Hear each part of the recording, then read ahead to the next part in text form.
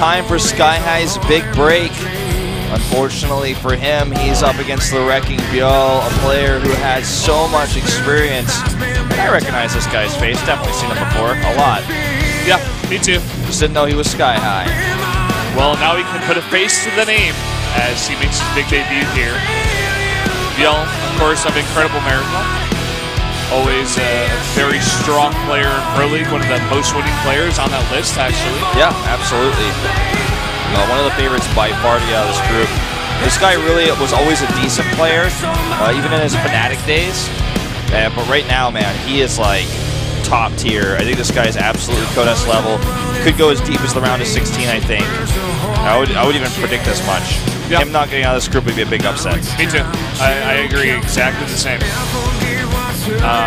Definitely favoring this guy to, I don't know, it's going to be hard. He's got to go up against TY in that winner's match. If he wins, you know, let's not get too ahead of ourselves, but I would definitely favor him to get out of the group at least. Yeah, absolutely. Deadwing is the map. So in a TVZ, we haven't seen this on this map yet at close spawns. Really excited for that potential. Just to see how ByuL deals with that, because ByuL has dealt with proxies, dealt with really early aggression so well in the past. And skyHigh being the newcomer and the underdog here, probably going to be doing something a little bit aggressive, a little bit early on. Not going to be trying to play just a straight-up game against this Titan that he's facing in a best-of-3 here. So ByuL gets to the lobby a little bit late, but it looks like everything is set and ready to go now. Both players adjusting their headsets, scooting forward, getting set, getting ready. As it's time for our second best-of-3 here in Group E of the GSL Code A, which will be starting in just a few seconds' time. The map is loading.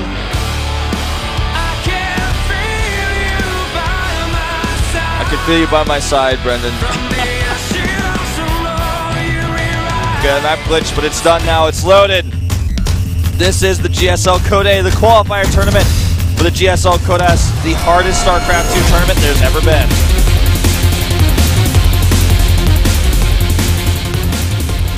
Here in the top left, in the red, Zerg player. I am ByuL. His name means star in Korean. And over here to the right, CJ enters skyHigh. and we are close spawns. I mean, neither player is aware of yet. Which direction did the Overlord go, I wonder? Oh, he went south. Wow. Uh-oh, it's a proxy! Gambling man, skyHigh. This is so funny. This could actually take ByuL off guard really, really badly because he scouts in the wrong direction. Funnily enough, I think it should be. I think these players should be scouting towards the close positions because it's so scary to be. Yeah, I would like absolutely, if I were a Zerg. I mean, I'm not a pro gamer, but if I played as a Zerg on the ladder, I would scout close first just to know about the threat. This drone scout pattern, though, will likely see the barracks. And they're placed right in the center. So if you're going to proxy, the center is the most optimum location to place them because, oh my god, he's not quite going to see it. He rerouted his drone. Oh, wow. And he makes 2 extra drones.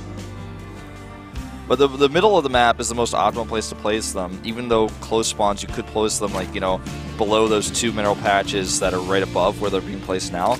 But he doesn't know that he's close spawns.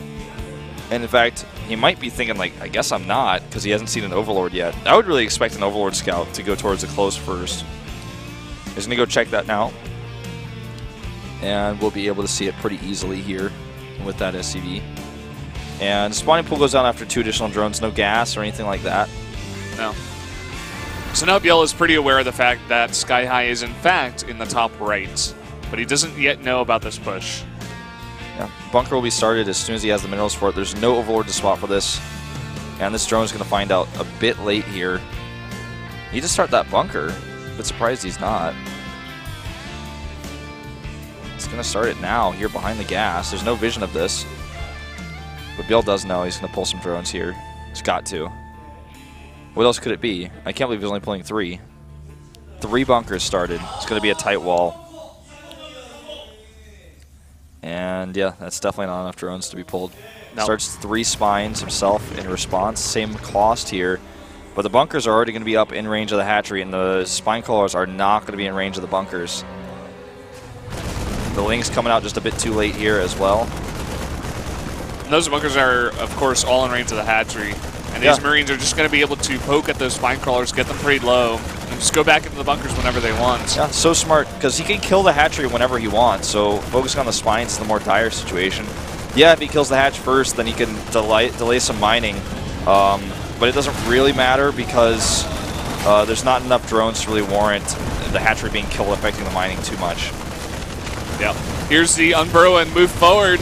One of them tries to get focused down, but not quite. One is really, really low. He's going to get it. Focused down. I don't know if that one's actually in range of the bunkers. Yeah, it is, just barely. A bit of a misplace there. There's actually a guide you can read on either TL or Reddit, I can't remember where, that shows you exactly the hexes to place each spine and how you can know by looking at the bunkers. It's a really comprehensive guide, helped me a lot with defending bunker rushes. But anyways, this is just looking terrible. He's down to 13 drones, and this last spine is getting focused as well. Just kiting against the queen here, jumping back into the bunker. The spine finishes, but just one more focus down. Actually, good transfuse there.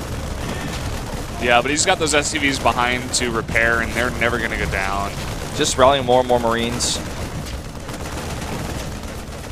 And yeah, this is a tight wall. Like you said, the SCVs are invincible here.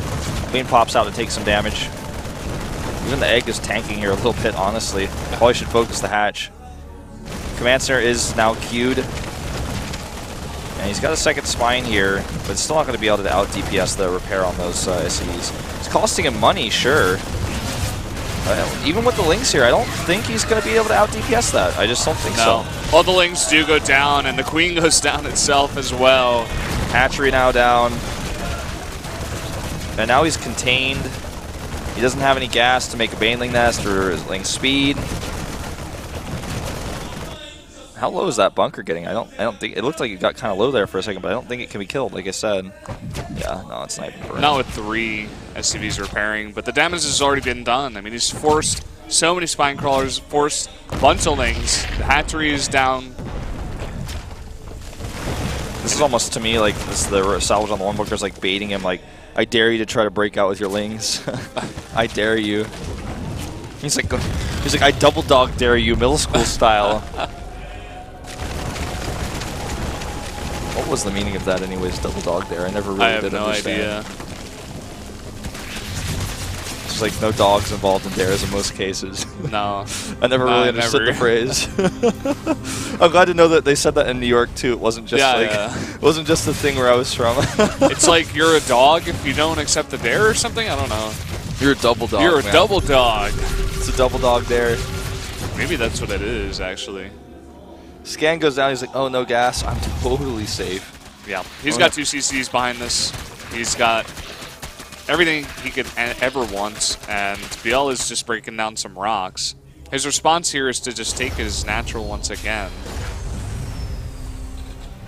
And I mean, I guess that's all he can really do at this point, because, I mean, he's just too far away from doing anything else. Well, I mean, honestly, only Lenok has really come back from games like this before. Lenok would have like a lair started and like afterwards would add an infestation pit on one base and somehow break out and surprise his opponent with some really good fungals and energy usage with the Best of Terrans. We've seen that before, like on what was the map back in the day? Dual Site. There was like a famous game, I think it was against MVP, where he was able to come back and win. But in this case, I mean, let's talk about the numbers. Straight up supply, 62 to 38, 37 to 25. That's a pretty big tell. The triple mules that he could drop. I mean, just look at the income tab to the top of the right of the map, the screen. 1,000 minerals per minute up. He's getting 1,000 minerals per minute more than ByuL is. That's more than 2 CCs. That's 3 hatcheries plus an overlord of minerals per minute. He's going to lose these links for free. He doesn't have speed. Yeah, not sure where they were going. Well, I mean, ByuL just basically doesn't have any good choices left. Yeah. I feel like maybe he could have tried to get a surround on the Marines with the spine crawlers if he overcommitted or something, but that was about it. It was just an issue of letting the bunkers queue like that and letting the first one get so far forward or so far finished. Yeah. If he had brought like all of his drones down a little bit faster upon seeing that there was no barracks at the wall and no CC, maybe he could have stopped it. But the real issue was just not seeing the barracks, and they were just too close. I still think the first mistake, and I have to stress it, is the scouting from the Overlord. Like, if it's going in the right direction, maybe he gets a better scout off. Yeah, I mean, it's really... I think, like, it's better to scout close positions for timings and whatnot and knowing what build you want to do, but I can't really say that's, like... I personally can't say it's, like, the reason that he did wrong, like, because scouting right, that's just kind of chancy that he would have been able to go over there and see. If for example, the spawning location was at the bottom, he did the same proxy in the middle, would have had the same problem. The close spawns here doesn't really affect too much in this case as he proxied in the middle. It does, I guess, affect reinforcing SCVs, but this is his death knocking on the door now. I mean, he's got a few banelings morphing, but with all these Hellions, he can easily focus those down off creep. Just keep poking in and out on the edge. With the triple CCs, he can scan and clean up the tumors because he can afford to do that. He doesn't need the mules. This is looking pretty unwinnable, to put it simply. It's already 44 to 11 army supply, and funnily enough, skyHigh just backs off.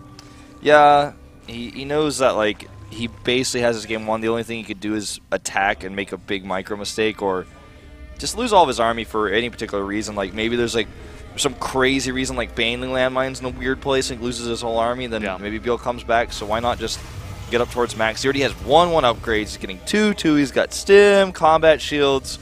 Very safe. I like it. I mean, he's also checking for hidden bases and stuff like this. He knows that ByuL is so far behind that he has to do something crazy, risky. He's even starting turrets without even knowing there are mutas because he's like, I'm pretty sure there's mutas. Like, what are you doing otherwise? You're going to Nidus me or something? And you can keep this pressure up like this with the turrets. And this base is like, he's like, LOL. Scan goes down here on the high ground. He's like, that's a lot of banelings, but I've got Hellbats here. Banelings are still pretty good against Hellbats. He needs to split well. This is just too much. Such good splitting here. Picks up into the medevac as well. Bursts down the spine crawlers in no time. And with the combat shields and the 1/1 upgrades, it's easy pickings here. GG. Not a chance. Terran power today, man. What's up? What's happening? Terrans are going to take over the world, man. It's the season of Terran. Round of 4, GSL Code S, all Terrans. Wolfstradamus, has seen it.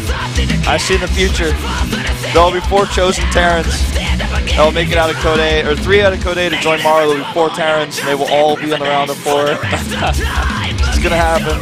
Man, I hope you're right. That would be sick. It would be like the GSLs of old. Well, skyHigh has suddenly now become a fan favorite. Now, ByuL's map pick, probably going to be Overgrowth, I'd say, but King Sejong is kind of a backup pick for ByuL in a lot of cases. He does go with Overgrowth. Good map, 2-player map. It's going to be much easier to scout for that kind of shenanigans. And we'll see what skyHigh decides to do. Maybe if he was watching that game at TY's, you know, could go for another 2 racks. And it worked out so well for him, and ByuL's response, honestly, wasn't the best I've ever seen. Yeah. I wonder if he'll actually do it again, skyHigh. Just do it done with another proxy. I think he could. It's a good map for it. Map's loaded. It's time for game number 2, skyHigh, the new Terran Hope here in the GSL Code A, faces off against the Wrecking ByuL in game number 2.